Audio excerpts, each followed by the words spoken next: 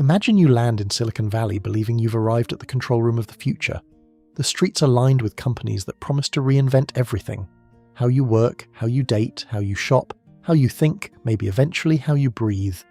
And yet in the same region where venture capital hit $69 billion and per capita income climbed to roughly $157,000, the median home price reached about $1.92 million, and only a small slice of first-time buyers could realistically afford to enter the market. That's Silicon Valley in one snapshot, a place producing world-changing software and world-class anxiety at the exact same time. This video is about the psychology of Silicon Valley, why the region thinks the way it does, why ambition there often mutates into ideology, why intelligence gets confused with destiny, why optimism and paranoia live in the same house, and why a culture built to move fast can make entire generations feel like they're permanently behind. We're going to break down the mindset, the incentives, the myths, the power structures, and the emotional cost of living inside the global operating system of tech capitalism. Because Silicon Valley is not just a place, it's a belief system with cap tables, sleep deprivation, and a very expensive coffee subscription. Silicon Valley has helped produce major advances in computing, biotech, AI, semiconductors, communications, and startup finance, and it still concentrates an extraordinary share of venture capital and technical talent. But the same system that rewards radical innovation also rewards hype, status theatre, labour churn, wealth concentration, and a permanent psychological state that feels like everyone is 2 funding rounds away from either enlightenment or a breakdown. And that tension is exactly what makes this place so fascinating. So let's walk into the valley the way it actually works. Not as a brochure, not as a meme, but as a machine that manufactures ambition, hierarchy, identity, and sometimes delusion at industrial scale. 1. The founding myth: why Silicon Valley worships the builder. To understand the psychology of Silicon Valley, you have to start with its founding myth. And like all powerful myths, this one is partly true, partly selective memory, and partly branding so effective it basically became a religion. Imagine you're a young engineer in Northern California, somewhere between the late 1930s and the 1960s. You're told, directly and indirectly, that building something new is not just a career move, it is a moral act. You are not merely getting a job, you are participating in a frontier project. Out there, in older industrial systems, the dream is to rise through a hierarchy. Here, the dream is to break the hierarchy, call your professor by his first name, start a company in a garage, and accidentally create a new global industry before lunch. That ethos did not appear out of thin air. It was cultivated over decades through Stanford, military research, engineering networks, and an institutional bias toward firm creation rather than just academic prestige. The National Academy's account of Stanford's role says the university sat at the center of Silicon Valley's origins, and notes that as of 2011, nearly 5,000 companies could trace roots to Stanford. This matters psychologically because Silicon Valley does not just admire success, it sanctifies the founder. In many cultures, the prestige figure is the aristocrat, the politician, the celebrity, or the old money heir. In Silicon Valley, the prestige figure is the person who says, "The current system is broken, I have a deck, and if you give me 18 months and several $1 million, I will reinvent civilization." It is a culture built around the emotional power of agency, not stability, not tradition, not even necessarily competence in the ordinary sense. Agency, the feeling that one person or one small team can bend history through code, chips, product design, or capital allocation. That mentality goes back to Frederick Terman at Stanford. Terman did not merely teach engineering. He actively pushed students toward commercialization, encouraged collaboration between academia and industry, helped William Hewlett and David Packard start what became HP, and played a major role in creating the Stanford Industrial Park, which helped cluster high-tech firms around the university. The National Academy's chapter is unusually blunt about the larger context. After World War II, massive federal investment, much of it defense-related, helped Stanford and the surrounding industrial community grow far faster than they otherwise could have. In other words, the Valley's mythology is usually told as pure garage-born individualism, but the actual history includes professors, public money, institutional planning, defense contracts, and deliberate ecosystem building. The rebel startup was often standing on a foundation paid for by the state. That is not an opinion. That is the historical record. And this is where the psychology gets interesting, because the Valley absorbed two messages at once. Message 1, you are a pioneer. Message 2, you are backed by a machine. That combination is intoxicating. It produces a very specific type of confidence. Not just I can succeed, but I can redesign reality. It is one reason Silicon Valley often sounds less like a business district and more like a messianic movement with better Wi-Fi. When people in the Valley pitch products, they rarely say, "We have a modestly improved enterprise tool." They say things like, "We're transforming human coordination," which is a very elegant way of saying, "We built a scheduling app and now speak like Roman emperors." The region really did produce an extraordinary chain reaction of companies and talent. The Computer History Museum documents how Fairchild Semiconductor, founded in 1957 by 8 former employees of William Shockley's lab, became the seedbed for a huge wave of semiconductor startups. Over the 1960s, more than 30 startup companies emerged on the southern San Francisco peninsula around silicon devices, many spinning out of Fairchild. CHM also notes that Fairchild's rapid success helped establish semiconductor manufacturing as the region's primary growth industry, giving rise to the nickname Silicon Valley. Later giants, including Intel, were part of that broader diaspora, and the pattern repeated across decades with Apple, Cisco, Google, and Nvidia. So the strongest case for the Valley is not fake. It is a place where dense talent networks, research institutions, venture money, and a tolerance for spinning out into new ventures genuinely created outsized innovation. That part is real. But now comes the dismantling part. The founding myth quietly teaches people to overvalue disruption and undervalue dependence. It tells a story in which brilliant individuals leap free from stale institutions and create the future.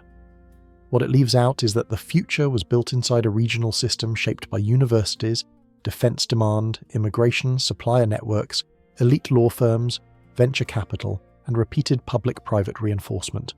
The myth says, be the founder. The mechanics say, be the founder, but also have Stanford adjacent, venture accessible, highly educated labor nearby, and an ecosystem full of people who have done this before. That gap between the myth and the machinery creates a lot of Silicon Valley's distinctive psychology. It creates hero syndrome. People begin to see themselves not as workers inside systems, but as protagonists in a world historical arc. It creates impatience with limits. If the culture teaches you that garages can become empires, then regulation, social caution, or democratic hesitation start to feel like bugs in the human operating system. It creates status obsession disguised as mission. Because once the founder is the highest status character in the culture, every ambitious person has to decide whether they are building something important or merely pretending they are. Spoiler: in Silicon Valley, many people do both at the same time, and it creates what I'd call performative inevitability. Founders, investors, and even employees learn to speak as if success is already preordained. Not because they are always delusional, but because the ecosystem rewards conviction theatre. If you sound uncertain, you look weak. If you sound measured, you look small. If you say, this could become a decent mid-sized product, nobody gives you the microphone. But say, this will redefine intelligence, labour, education, biology, and maybe geopolitics. And suddenly everybody wants coffee with you. Silicon Valley is one of the few places on Earth where borderline apocalyptic ambition can count as networking. And yet, beneath all the confidence, there is a quiet fear. What if I am not one of the chosen builders? What if I'm just nearby? What if I'm an engineer working on ad optimization while the culture around me keeps talking like it's designing the species upgrade? That anxiety is a feature, not a bug. When a region idolizes the builder, everyone else starts measuring themselves against impossible legends: HP, Intel, Apple, Google, Nvidia. The Valley's historical giants are not just companies, they are psychological monuments. They function like secular saints. Their origin stories make ordinary careers feel embarrassingly ordinary. So the first psychological truth of Silicon Valley is this: it is a place built on a myth of creation through willpower, reinforced by very real institutional advantages and exported to the world as if anyone with enough grit and caffeine could reproduce it. That myth creates extraordinary innovation. It also creates ego inflation, status anxiety, blind spots about power, and a culture that often confuses historical luck with personal destiny. And honestly, that combination is Silicon Valley in a nutshell. Brilliant, generative, self-mythologizing, and just self-aware enough to joke about it while still absolutely believing it. Midway through this video, we'll get into why that mindset turns optimism into pressure and pressure into identity. But first, if you're enjoying this breakdown, subscribe and let me know in the comments which place I should cover next, because once you start looking at regions like psychological systems instead of just locations on a map, the whole world starts looking a lot weirder. 2. The venture capital mindset. Why Silicon Valley thinks in exponentials. Imagine you're sitting in a glass conference room on Sand Hill Road in Menlo Park. The table is polished wood, the espresso machine probably costs more than your first car, and someone just opened a pitch deck with the phrase, "We're building the operating system for the future of human coordination." Now pause. You might be thinking, that sounds suspiciously like a to-do list app, but here's the psychological twist of Silicon Valley. The story matters almost as much as the product, and the reason comes down to the venture capital model. To understand the psychology of the Valley, you must understand how venture capital actually works, because venture capital doesn't just fund startups, it shapes the way people think about risk, success, ambition, and even reality itself. Let's break the mechanics down. Most venture capital funds operate on a portfolio model. Investors place money into dozens of startups knowing that most will fail. Historically, venture portfolios expect something like 70 to 80% of startups to fail or return very little, while a small handful generate enormous returns. The math is brutal. If a VC fund invests in 30 companies, maybe 20 fail completely, 5 return modest gains, 3 return solid outcomes, 1 becomes a massive success, and that one company might generate more returns than the entire rest of the portfolio combined. This is why Silicon Valley investors obsess over what they call power law outcomes. The power law concept means returns are not distributed evenly. Instead, a tiny number of companies create most of the value.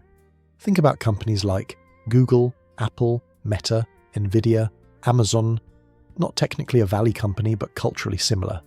Each of these created hundreds of billions, sometimes trillions, of dollars in market value. From a venture capitalist perspective, if you miss the next Google, you lose. But if you fund the next Google, you win so massively that everything else barely matters. That incentive structure has deep psychological consequences.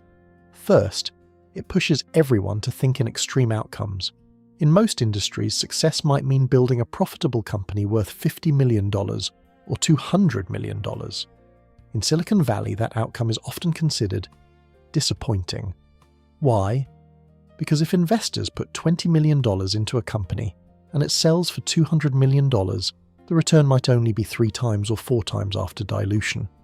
That sounds great in normal life, but in venture capital, where investors are chasing 10 times, 50 times, or even 100 times returns, that outcome might barely move the needle. So founders quickly internalize a strange rule. If you're not building something that could theoretically dominate a global market, investors may not care. This creates the Valley's obsession with total addressable market, the famous TAM slide in pitch decks. A founder might say, "Our software improves scheduling for dental clinics." The investor responds, "Interesting, but could it become the infrastructure layer for all healthcare coordination globally?" The founder blinks. Suddenly, the dental scheduling tool is now positioned as a planetary logistics platform. Is that exaggerated? Yes. Is it common? Also yes, because venture capital rewards vision inflation. And here's where psychology enters the chat. Once founders internalize this system, they start thinking in exponentials instead of increments. Instead of asking, "How do we build a good product?" they ask, "How do we build a company that can scale to 1 billion users?" Instead of asking, "Will customers like this?" they ask, "Could this dominate a category?" The difference might sound subtle, but psychologically it's massive. One mindset is craft-oriented, the other is world-conquering, and Silicon Valley overwhelmingly rewards the second. Now to steelman the system for a moment. This mindset has produced extraordinary breakthroughs. Companies like Google were able to scale search globally. Nvidia built the chips now powering AI infrastructure. Tesla pushed electric vehicles into mainstream adoption. These companies required massive upfront risk and long-term belief. Traditional financing systems might never have supported them. Venture capital allowed founders to chase huge visions before profitability existed. That's the strongest argument for the model, but the model also has side effects. One side effect is what economists call growth theatre. Because investors want exponential potential, startups often optimize for user growth instead of sustainable economics. You've probably seen this pattern before. A startup launches a service that seems impossibly cheap or convenient: ride-sharing, food delivery, instant grocery delivery, free productivity tools. Then a few years later, prices rise, subsidies disappear, and everyone asks the same question. Wait, was this ever profitable? Often the answer is no. For years, companies operate on venture subsidies while chasing scale. The psychology here is fascinating. In Silicon Valley, losing money can actually be interpreted as proof of ambition. If you're not losing money, maybe you're not growing fast enough. In most industries, that would sound insane. In venture-backed tech, it's normal. Now add another layer to the psychology: status signaling. In Silicon Valley, raising money is often treated as a success milestone, not profitability, not sustainability, not customer satisfaction, but funding. A founder might say, "We just raised a $40 million Series A." Translation: investors believe we might become something huge. Notice the subtle shift. The company hasn't necessarily succeeded yet, but belief itself becomes a form of currency, and belief spreads socially. When prestigious investors back a company, other investors want in. Employees want to join. Journalists want to write about it. Suddenly the startup gains momentum that can become self-fulfilling.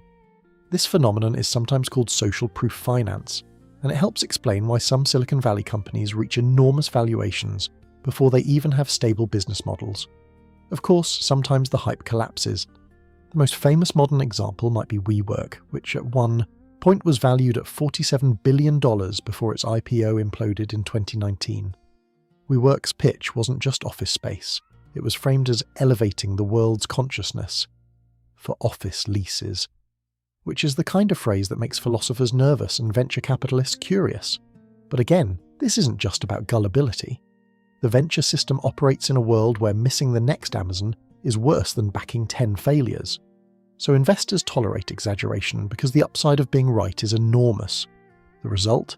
Silicon Valley develops a unique psychological environment where confidence beats caution, scale beats stability, vision beats realism, and sometimes that produces the future. Sometimes it produces bubbles. Often it produces both at the same time. Which brings us to another psychological feature of the Valley: the culture of extreme optimism mixed with constant existential dread.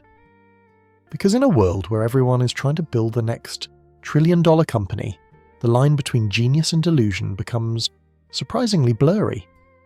And in the next section, we'll explore the strange emotional state that defines Silicon Valley workers: permanent comparison syndrome. The feeling that no matter how successful you are, someone nearby just raised $200 million and is apparently trying to reinvent humanity before lunch. If you're enjoying this breakdown so far, hit the like button and subscribe. It helps the algorithm understand that long-form deep dives like this are worth recommending. And let me know in the comments, do you think Silicon Valley's venture model creates innovation or just incentivizes hype? Because the answer might be both. 3. Permanent comparison syndrome: why everyone in Silicon Valley feels behind. Imagine you move to Silicon Valley with what most people would consider a dream job. You're a software engineer. Your salary is $220,000 a year. You receive stock options. The office has free meals, kombucha on tap, and a nap pod that looks like something from a spaceship. In most places on Earth, that situation would make you feel successful. But here's the psychological twist. In Silicon Valley, you might still feel like you're falling behind. Why? Because the Valley runs on what psychologists would call hyper-local comparison. Human beings don't measure success against global averages. We measure it against the people around us. And in Silicon Valley, the people around you are not average. They might be a 22-year-old founder who just raised $15 million, a former Google engineer who sold a startup for $200 million, a VC partner who invested in Airbnb and now owns 3 houses in Palo Alto, a machine learning researcher whose paper just changed the trajectory of AI. When you live in that environment long enough, your brain quietly recalibrates what normal success looks like. Suddenly, a $200,000 salary feels modest. A $5 million exit feels small. Even a $100 million exit might feel like you missed the big one. This phenomenon is sometimes referred to as relative deprivation, a psychological effect where people feel dissatisfied not because they lack resources, but because someone nearby has dramatically more. Economists have studied similar effects in high-income areas. Research summarized by the Federal Reserve Bank of San Francisco notes that Silicon Valley's economic growth has created extraordinary wealth, but also sharp inequality, especially in housing and asset ownership. The result is a region where high salaries coexist with financial pressure because costs and expectations rise together. The median home price in Silicon Valley has hovered around $1.9 million, which means even many highly paid engineers struggle to buy property without dual high incomes or stock windfalls. So the Valley produces a strange paradox: some of the highest paid workers in the world who still feel financially insecure. Now layer in startup culture. Because in Silicon Valley, employees aren't just employees. They're often told they are future founders. This is important psychologically. In most industries, workers aim to become senior experts or managers. But in Silicon Valley, the implicit ladder often looks like this: engineer to startup employee to founder to unicorn founder to legend. If you stay too long in the first two steps, you can start to feel like you never leveled up, and that feeling gets amplified by the Valley's storytelling culture. Because the stories everyone hears are not about ordinary success. They're about outliers. The stories go like this: Mark Zuckerberg builds Facebook in his dorm room. Larry Page and Sergey Brin turn a Stanford research project into Google. Brian Chesky and Joe Gebbia start Airbnb by renting out air mattresses. These stories are true, but they also represent extreme statistical exceptions. Venture capital itself is based on the idea that only a few companies produce most of the returns. Yet culturally, those exceptions become the baseline expectations. It's a little like living in Hollywood and assuming every actor should win an Oscar. Now let's talk about another psychological pressure: the time clock.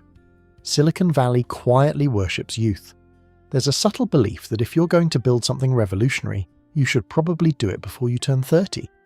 This belief isn't entirely accurate. Research from MIT economist Pierre Azoulay found that the average age of successful startup founders is actually around 45.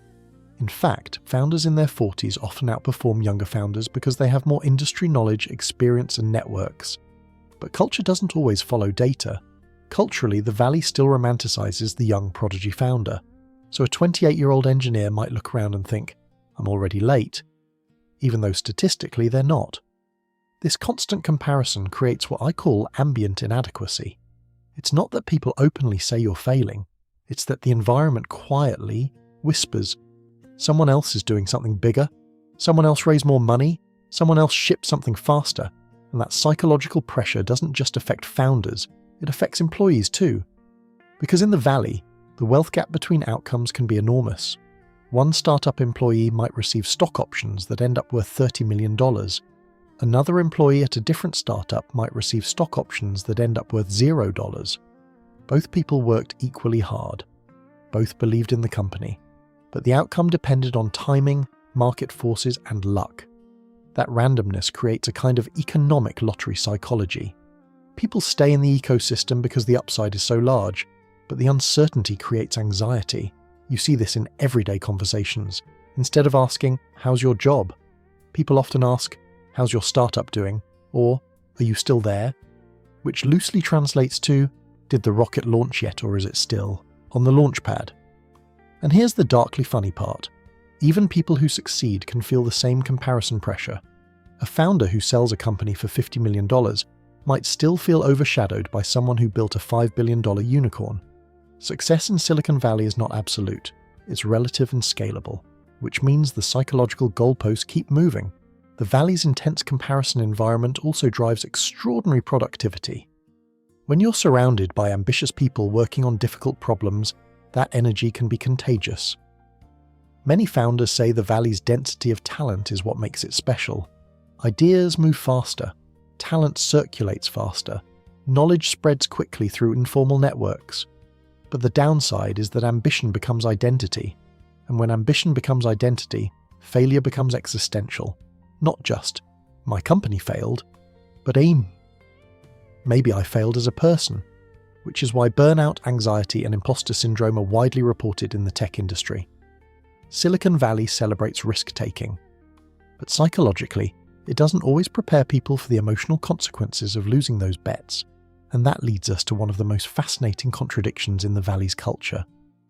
Because for a place obsessed with optimism and the future, Silicon Valley is also deeply influenced by fear of disruption, fear of irrelevance, fear that somewhere, right now, a small team in a garage is building the thing that will destroy your entire industry.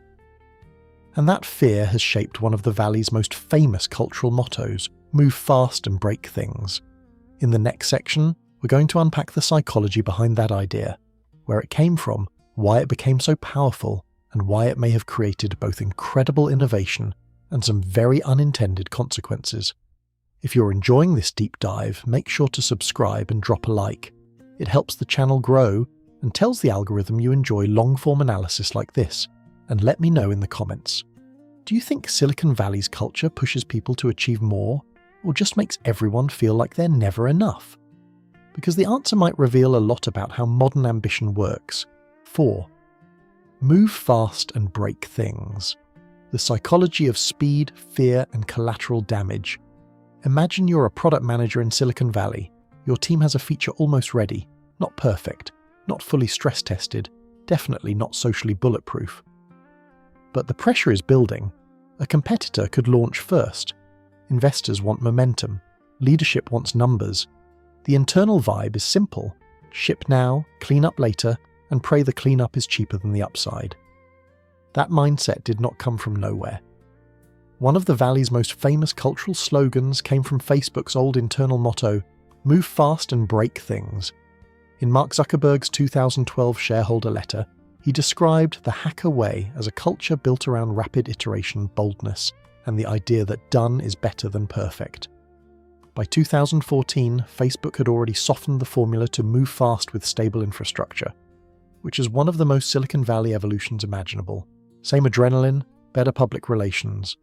In software, learning often comes from releasing, observing, fixing, and improving.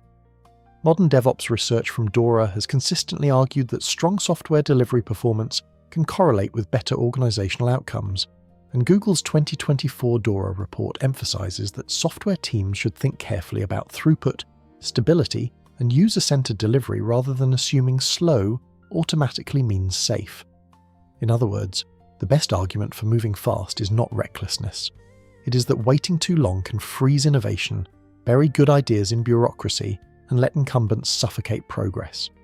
And honestly, there is truth in that.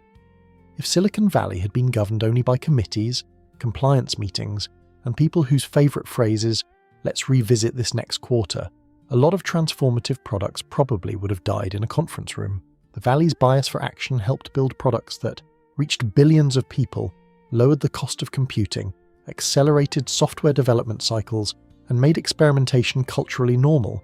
That is the strongest case for the speed ethic. But the psychology of move fast becomes dangerous when it stops being an engineering principle and becomes a worldview. Because once speed becomes moralized, hesitation starts to look like weakness, reflection looks like cowardice, caution looks like anti-progress behavior from people who just don't get it. And once a culture starts treating friction as the enemy, it usually forgets to ask the most important question. Friction against what? Sometimes friction is stupid bureaucracy. Sometimes friction is the thing stopping you from detonating trust, privacy, labor norms, or democratic institutions. Silicon Valley cultures often blur those categories. That is the deeper psychological pattern here. The Valley is not only impatient with inefficiency, it is often impatient with limits themselves. Ethical limits, social limits, institutional limits, biological limits, legal limits. The emotional logic goes something like this. If history rewards those who act first, then every delay feels like surrender. And if every delay feels like surrender, then the person asking for safeguards begins to look like the villain in the origin story. This is where the dark humour writes itself. Because in Silicon Valley, a founder can say with total sincerity, "We're here to empower humanity," right before shipping a product with terms of service nobody read, side effects nobody modelled, and business incentives that quietly turn users into raw material. Facebook is the cleanest example because the slogan became so iconic. The company later backed away from the phrase, but the underlying growth psychology remained powerful enough that in 2016, Andrew Bosworth wrote an internal memo arguing that growth work was justified even if harmful side effects occurred. He later said the memo was meant to provoke debate, not express a formal company policy. Then came the Cambridge Analytica scandal. The FTC said Cambridge Analytica used deceptive tactics to harvest personal information from tens of millions of Facebook users for voter profiling and targeting, and the broader privacy fallout led to a $5 billion FTC penalty against Facebook in 2019 along with sweeping restrictions. Now, to be precise, move fast and break things did not single-handedly cause every platform scandal. That would be lazy analysis. The stronger and more accurate claim is this: the slogan captured a broader Valley habit of underpricing downstream harm while overpricing growth, engagement, and strategic position. The real issue was not one motto. It was a whole incentive ecosystem that treated externalities as tomorrow's problem, and that ecosystem shapes psychology in very specific ways. First, it creates urgency addiction. Teams become emotionally dependent on momentum. Shipping feels good. Numbers moving up feel good. Pausing to ask whether a feature could amplify harassment, addiction, fraud, misinformation, or labor exploitation feels like someone just unplugged the dopamine machine. Second, it creates asymmetric empathy. Silicon Valley cultures are often deeply empathetic toward builders and brutally abstract toward everyone else. Founders are imagined as brave, overworked, visionary, misunderstood. Users are engagement, drivers are supply, moderators are ops. Citizens become edge cases. The people absorbing the breakage disappear into spreadsheets. Third, it creates apocalyptic competition anxiety. If you believe a rival startup can erase you overnight, then any call for slowing down feels existentially threatening. This is how otherwise intelligent people end up defending obviously reckless behavior with phrases like, "the market will decide," which is a very poetic way of saying, let's run the experiment on society and see what survives. And yet, here's the irony. Even the Valley eventually relearns that pure speed is not enough.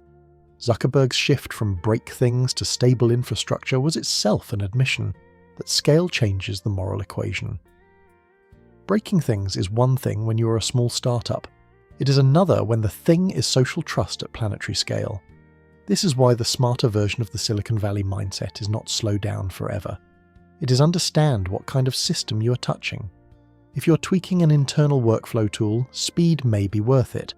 If you're altering speech systems, elections, adolescent attention, labour markets, or critical infrastructure, the old startup swagger becomes less heroic innovator and more guy doing parkour in a nuclear plant. That is the fourth psychological truth of Silicon Valley. Its obsession with speed is partly rational, partly performative, and partly fear-driven. Rational because iteration matters. Performative because urgency signals ambition. Fear-driven because nobody wants to be the company that moved carefully while someone else captured the future. But when a culture worships speed for too long, it starts confusing motion with wisdom. And that brings us to the next layer of Silicon Valley psychology. Why this culture loves claiming it is meritocratic, even when access, networks, geography, immigration pathways, and elite institutions do a huge amount of invisible work behind the scenes. If this is hitting so far, subscribe, like the video, and let me know in the comments. When tech companies say they're moving fast, do you hear innovation, or do you hear unpaid society-wide beta testing? Because in Silicon Valley, those two things have often been alarmingly close cousins. 5. The Meritocracy Myth. Why Silicon Valley calls itself fair while running on networks. Imagine you arrive in Silicon Valley with the purest version of the dream. You believe this is the one place on earth where pedigree matters less than talent, where code beats class, where the best idea wins, and where a brilliant outsider can walk into the future wearing a hoodie and bad sleep habits. And to be fair, that story is not entirely fake. Silicon Valley really has been unusually open to technical talent, immigrant ambition, and unconventional founders compared with many older elite systems.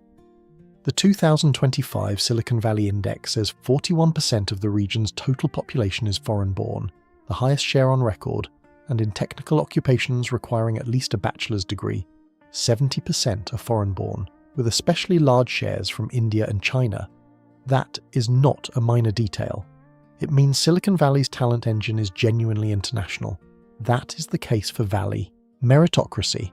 If you are exceptionally skilled, the region can be more permeable than many legacy institutions. A brilliant engineer from abroad, a Stanford dropout, a misfit researcher, or an obsessive founder with a compelling product can absolutely get farther here than in systems that are more rigid, bureaucratic, or family-dominated. The Valley does reward competence in a real sense. It has done so repeatedly across semiconductors, software, cloud, biotech, and AI. But partly meritocratic is not the same as pure meritocracy, and Silicon Valley often sells the second while actually operating as the first. Because once you look past the mythology, you find something much messier. Silicon Valley runs on networks, institutional proximity, signaling, and capital access. The 2025 PitchBook NVCA Venture Monitor says geographic concentration intensified in 2025, with the West Coast's share of US VC deal value rising from 36.8% in 2022 to 58.8% in 2025. That matters, psychologically, because it means access is not evenly distributed. If capital clusters geographically and socially, then the best idea wins becomes more like the best idea that enters the right rooms, through the right introductions, at the right time, with the right social proof, has a much better shot. That is a very different sentence, but much closer to reality. And this is where Silicon Valley becomes fascinating. It often mistakes network efficiency for moral fairness. In the Valley's self-image, warm introductions are not nepotism. They are high-signal filtering. Stanford adjacency is not class reproduction. It is talent density. Elite founder circles are not exclusionary. They are curated ecosystems. Now, to be fair again, there is a functional logic here. Investors cannot deeply diligence every stranger with a slide deck and a dream about revolutionizing pet insurance through machine learning. Networks reduce search costs. Reputation matters. Pattern recognition matters. Trust matters. But the same filtering mechanisms that make markets move faster can also make them narrower, more self-reinforcing, and more blind to talent that does not already resemble prior winners. This is one reason the Valley's favorite word, merit, is often doing two jobs at once. Sometimes it means actual ability. Other times it quietly means a bundle of traits that elites have learned to read as investable. Polished storytelling, elite credentials, fluent confidence, familiarity with venture vocabulary, access to top lawyers and advisors, and the ability to perform inevitability without looking like you rehearsed it in the mirror for 3 hours. In other words, Silicon Valley does not only evaluate competence, it evaluates competence plus legibility to capital. And those are not the same thing. Some of the most capable people in the world are terrible at sounding like destiny in a conference room. Silicon Valley frequently penalizes them for that. This is less a conspiracy than a cultural operating system. You can see the cracks in the meritocracy story when you look at who gets funded and who still struggles to reach the table. PitchBook's 2025 report on female founders says US VC-backed female-founded companies captured a record 27.7% of total US VC deal value in 2025, but much of that surge was driven by AI megadeals with more than $30 billion from Scale AI and Anthropic alone. That means the headline improvement is real, but also highly concentrated. It is progress, yes, but not a clean proof that structural barriers disappeared. It is more like a reminder that in Silicon Valley, broad narratives can be distorted by a few giant outcomes. The Valley loves to point at exceptions and call them proof of universal openness. The math is usually less romantic. The same pattern shows up in racial funding gaps. A Columbia Business School research summary on venture funding says only 3.47% of founders seeking VC funding are black, and black-founded startups raised only about a third as much as comparable non-black-founded startups in the researchers' sample. Another research summary tied to the paper, Funding Black High-Growth Startups, reports that only about 3.1% of VC-funded startups are black-owned, and they raise roughly half as much venture capital as others. The exact estimates differ by dataset and method, but the direction is the same. The gap is not imaginary. So when Silicon Valley says, we only care about the best ideas, the obvious follow-up is, then why do access patterns still look so uneven? This is why the Valley's meritocracy myth is psychologically powerful. It allows winners to experience success as both earned and morally validated. If the system is fair, then my victory proves not just that I won, but that I deserve to win. And if someone else did not win, the system gives me a convenient explanation. Maybe they were not as strong, not as visionary, not as committed. The myth turns structural advantage into personal virtue. That is emotionally efficient. It is also dangerous because it blinds elites to how much infrastructure was carrying them the whole time. Silicon Valley loves the phrase, built from nothing. In reality, many people built from talent plus timing plus immigration pathways plus elite institutions plus warm intros plus a capital market sitting 50 feet away and very expensive loafers. And yet, this is not a simple story of hypocrisy. Some of the Valley's most celebrated strengths really do come from being more open to outsiders than older American power centers. The immigrant dimension especially matters. A region where such a large share of technical workers are foreign-born is not functioning like a closed hereditary aristocracy. But it is also not a neutral sorting machine that simply ranks human brilliance from top to bottom. It is a selective ecosystem with gates. Some gates are formal, like visa rules, capital structures, and labour markets. Some are informal, like who gets the meeting, who gets interpreted as founder material, and whose ambition gets read as confidence rather than risk. Silicon Valley is meritocratic enough to be believable, and networked enough to be unequal. That is exactly why the myth survives. There is also a darker emotional consequence here. If the culture insists the game is fair, then people who struggle inside it often internalize the blame. They do not think, maybe the capital stack is concentrated, maybe intros matter too much, maybe signaling is doing half the work. They think, maybe I'm just not good enough. That is one of Silicon Valley's quietest cruelties. It can take structural friction and translate it into private shame. You miss the round, miss the job, miss the promotion, miss the second meeting, and the culture hands you a mirror instead of a map. Very elegant, very efficient, very convenient for the people already inside. So the fifth psychological truth of Silicon Valley is this. It is not a fake meritocracy, but it is absolutely not a pure one either.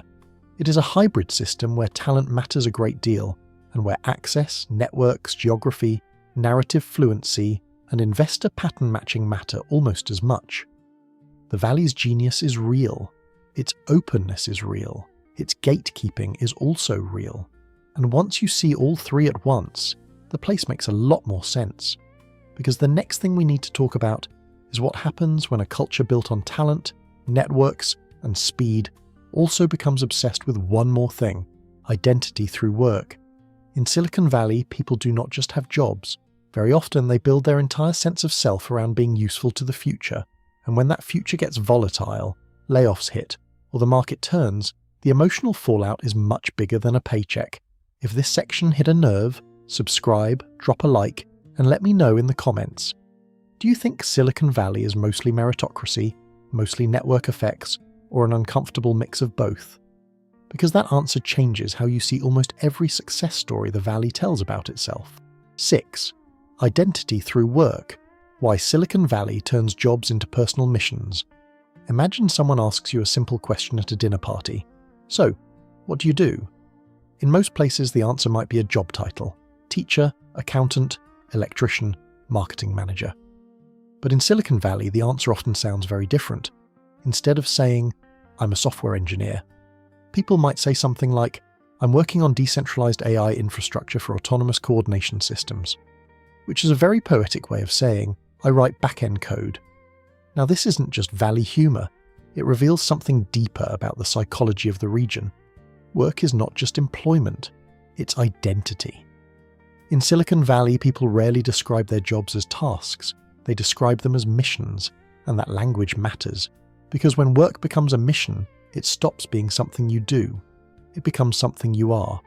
This phenomenon has been studied. by sociologists who look at high-commitment industries like tech startups, finance, medicine, and academia. The pattern is consistent.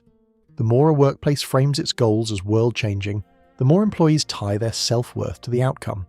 Silicon Valley companies have mastered this psychological mechanism. Think about the messaging many tech companies use internally. You'll hear phrases like, "We're changing the world," "We're building the future," "We're empowering billions," "We're solving humanity's biggest problems." Now, sometimes that's true. Companies like Google, Apple, and Nvidia have undeniably shaped global technology infrastructure. But other times, the language becomes a little more theatrical.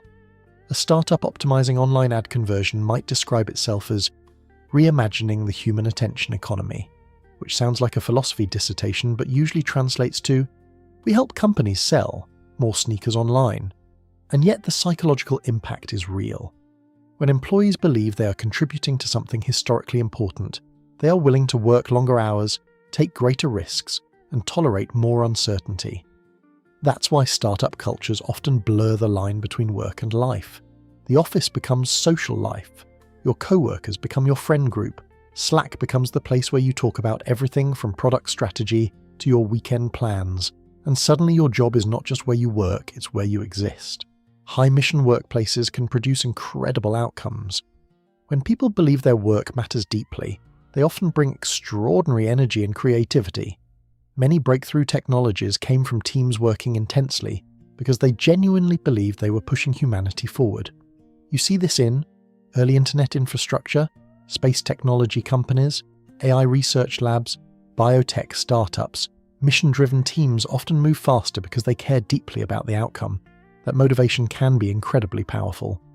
But there's a psychological downside. Because when work becomes identity, failure becomes personal. If your job is just a job, losing it is painful but manageable. If your job is your purpose, losing it can feel like losing yourself. And Silicon Valley has experienced waves of this emotional shock, especially during tech downturns. In 2022 and 2023, the tech industry experienced massive layoffs after years of aggressive hiring during the pandemic boom. Companies like Meta, Amazon, Google, Microsoft, and many startups reduced their workforce.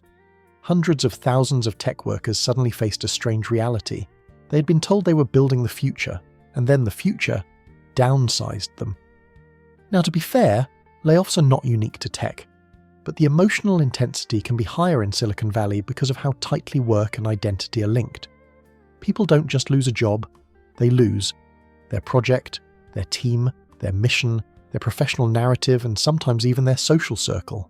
Because when your friends are mostly co-workers, layoffs can break entire communities overnight. You see this phenomenon in posts across tech forums like Blind, Reddit, and Hacker News, where engineers discuss layoffs not just as financial shocks, but as identity crises. One former startup employee wrote, "I realized my entire life revolved around a company that disappeared in 18 months. That realization hits hard." Now let's add another psychological layer, stock options. Silicon Valley compensation often includes equity. This is supposed to align employee incentives with company success, and sometimes it works brilliantly. Employees at companies like Google, Meta, and Nvidia have earned life-changing wealth through stock. But equity also creates emotional volatility, because suddenly your net worth is tied to a single company's performance.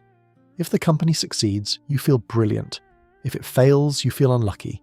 And sometimes those outcomes are driven by market forces completely outside your control. Interest rates rise, a competitor launches a better product, the venture market tightens, and suddenly years of work produce nothing financially. This uncertainty can create what psychologists call variable reward reinforcement. It's the same mechanism used in casinos. Sometimes the payoff is huge, sometimes it's zero. But the possibility of the big win keeps people in the system. This is why so many talented people stay in Silicon Valley even after experiencing failure. Because the next startup might be the one that works. The next stock grant might be the one that changes everything. And culturally, the Valley treats persistence as heroic. Failure is often reframed as learning. Founders say things like, "That startup didn't fail, it was a learning experience," which is both true and emotionally convenient. But it also helps maintain the system. Because if failure is just learning, then the game never really ends. You just keep playing. Which leads us to another psychological paradox of Silicon Valley. For a place obsessed with building the future, the Valley spends a surprising amount of time worrying about being destroyed by the future. Because the same culture that celebrates disruption is constantly afraid of being disrupted. And that fear drives one of Silicon Valley's most powerful emotions: existential competition. In the next section, we'll explore how Silicon Valley's obsession with innovation also creates a deep fear of irrelevance, and why tech leaders constantly worry that somewhere, maybe in a dorm room, maybe in Shenzhen, maybe in a small startup nobody has heard of yet, someone is building the technology that could wipe them out. If you're enjoying this deep dive, make sure to subscribe and drop a like, and let me know in the comments. Do you think it's healthy for work to become part of identity? Or does that create a dangerous psychological trap? Because in Silicon Valley, that question isn't theoretical, it's daily life. 7. Existential competition: why Silicon Valley is constantly afraid of being disrupted. Imagine you run a successful technology company. Your product has millions of users, revenue is growing, investors are happy, the press calls you a visionary. On paper, you've won. And yet, you wake up every morning with a quiet fear. Because somewhere, right now, a small group of engineers might be building the thing that destroys your entire company. Welcome to one of Silicon Valley's most powerful psychological forces: existential competition. Unlike traditional industries where dominant companies can survive for decades with incremental improvements, technology markets often change extremely fast. New platforms, architectures, and business models can suddenly reshape entire industries. This fear is not hypothetical. History is full of examples. Take Nokia. In 2007, Nokia controlled roughly 40% of the global mobile phone market. It was the undisputed giant of mobile hardware. Then the iPhone launched. Within a few years, smartphones redefined the entire industry. Nokia's operating system ecosystem collapsed, and by 2014, its phone division was sold to Microsoft, or consider BlackBerry. At its peak, around 2011, BlackBerry had about 20% of the global smartphone market.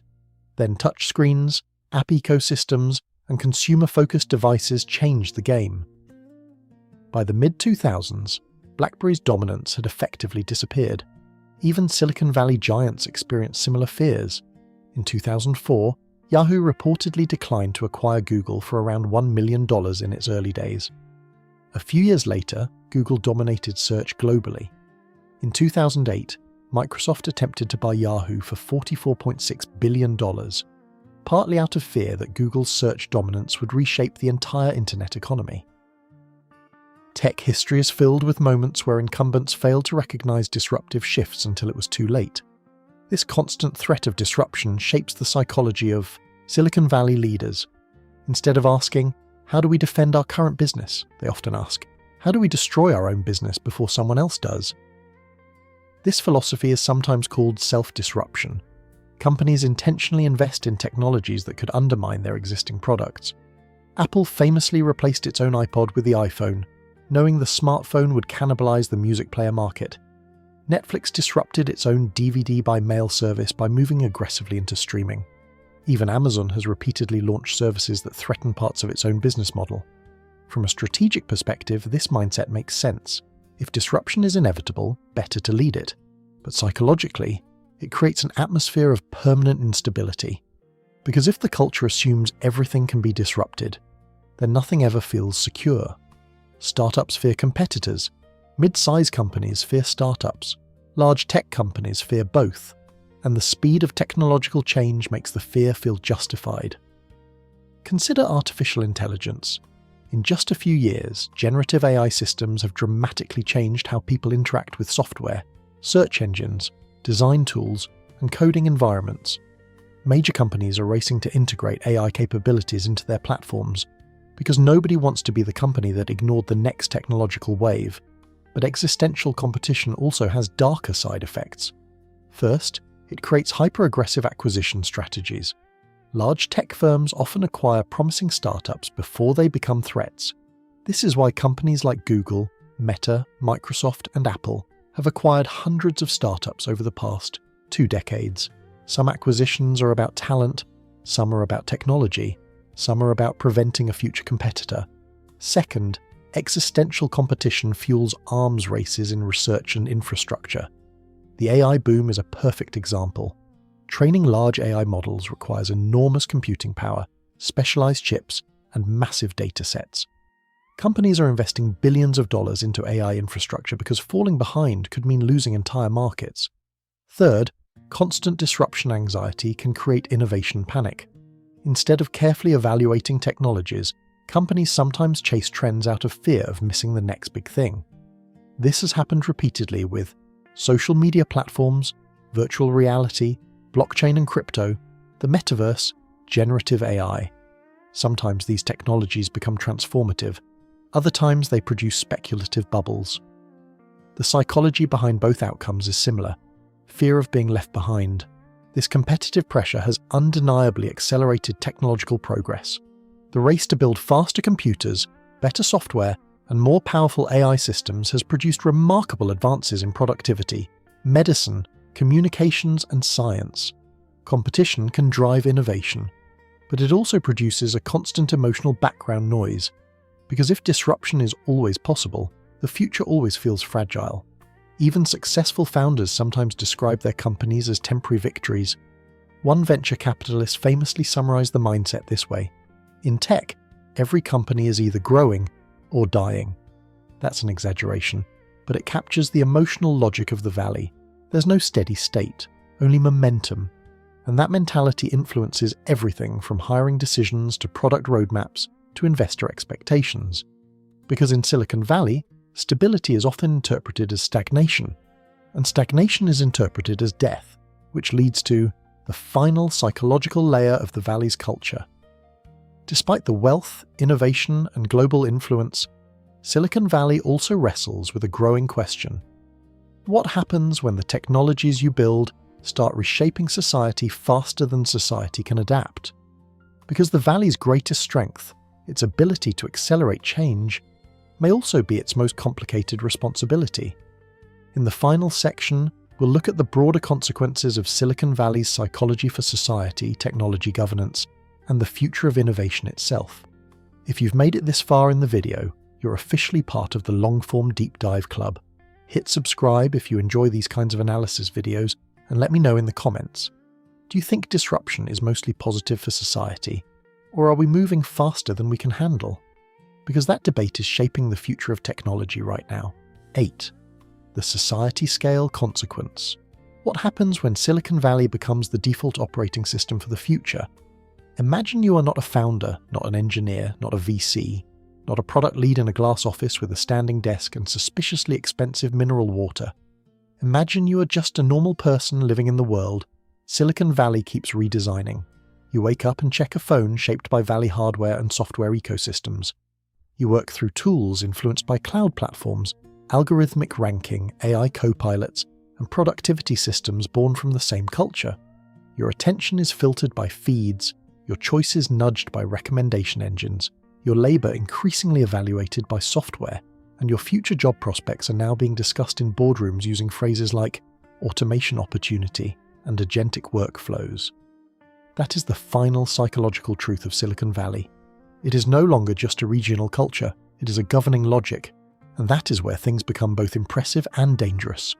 Because Silicon Valley's core traits, speed, scale, optimism, abstraction, disruption, meritocratic self-belief, and impatience with friction, make a lot of sense when you're building software. They become much more complicated when you are functionally helping redesign work, education, media, law, health, politics, and social trust. The 2025 Stanford AI Index reports that global private investment in generative AI reached $33.9 billion in 2024, up 18.7% from 2023, while US private AI investment hit $109.1 billion, far exceeding other countries. The same report says 78% of organizations reported using AI in 2024, up from 55% the year before. That is not a niche shift. That is infrastructure scale adoption. It suggests the Valley and Valley-adjacent AI ecosystem are accelerating productivity tools, software capabilities, scientific workflows, and commercial experimentation at remarkable speed. And yes, some of that is genuinely valuable. AI systems are already being used in coding assistance, drug discovery workflows, language translation, customer support, document search, and enterprise automation. The strongest case for Silicon Valley is still compelling. This ecosystem can move capital, talent, and technical effort into frontier technologies faster than almost anywhere else on Earth. That capacity matters, but the exact same speed that makes the Valley productive also creates a society-scale governance problem, because societies do not update as fast as software. Laws move slower than startups, institutions move slower than product teams, human psychology moves slower than deployment cycles, and democratic accountability moves a lot slower than a founder saying, "We shipped a new model last night." That mismatch is now so obvious that governance systems are scrambling to catch up. NIST's Generative AI Profile, released in 2024 as part of the AI Risk Management framework, specifically warns organizations to manage risks tied to confabulation, privacy, bias, harmful content, safety, security, and broader downstream impacts. The very existence of that framework is revealing. It means the leading-edge conversation is no longer just "can we build this?" but increasingly, what happens when this system scales into domains where mistakes are expensive? And California, the state that contains Silicon Valley's center of gravity, has been moving into a more explicit regulatory role. In September 2025, Governor Gavin Newsom signed SB 53, described by multiple sources as the first enforceable US state framework targeting the most advanced AI systems, requiring frontier developers above certain thresholds to adopt safety protocols and report serious incidents. In 2025, California's court system also adopted AI use rules requiring courts either to prohibit generative AI entirely or establish formal policies addressing confidentiality, privacy, bias, safety, security, transparency, and human oversight. That is a huge signal. When courts start formalizing AI governance, the conversation has clearly moved beyond gadget enthusiasm. And yet, even while regulation is rising, adoption is rising too. That is the real tension. Silicon Valley is no longer operating in a world where it can casually pretend every mistake is just an experiment.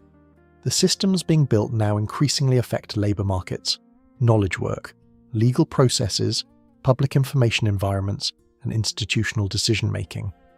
At the same time, companies are under competitive pressure to deploy fast because nobody wants to be the firm that hesitated while rivals captured the next platform shift.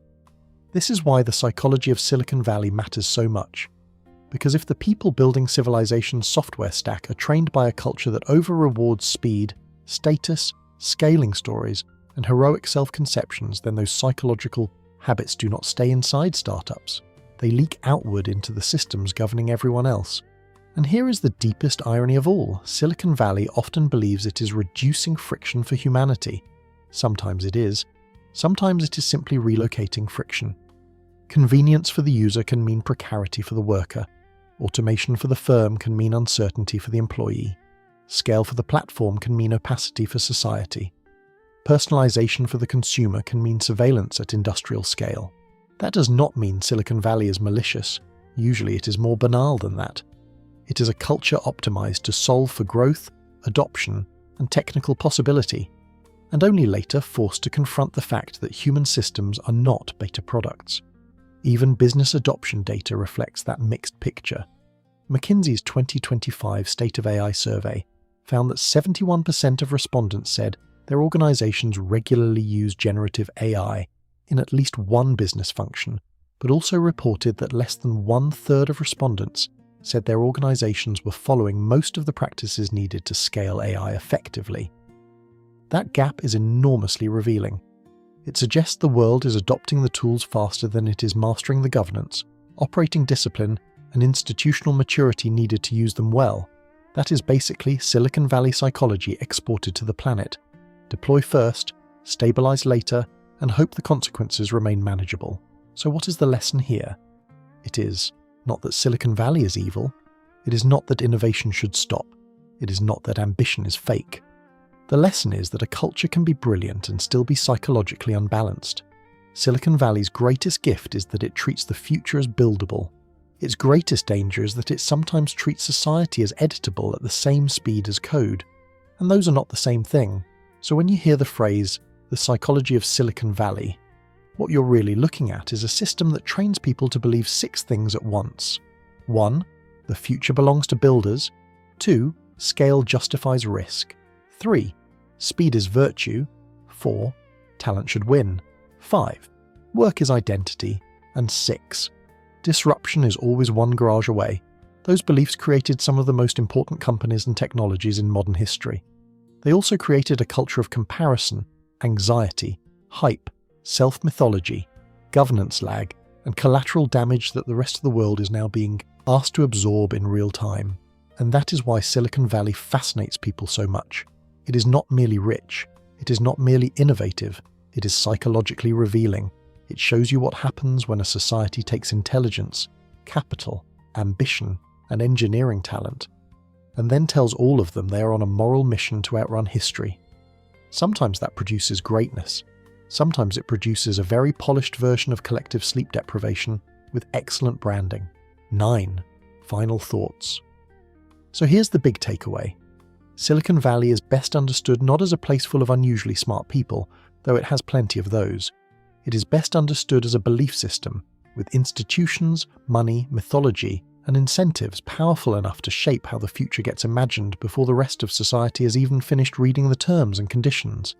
Its psychology is built on optimism, but haunted by fear, built on merit, but filtered by networks, built on innovation, but tempted by hype, built on world-changing ambition, but often less comfortable with world-scale responsibility. And that tension is the whole story. If you enjoyed this deep dive, subscribe to the channel, like the video, and drop a comment with the next place you want me to cover. Because once you start analysing cities, industries, and power centres through psychology, economics, and incentives, the map starts looking a lot less like geography and a lot more like strategy. Thanks for watching. I'll see you in the next video.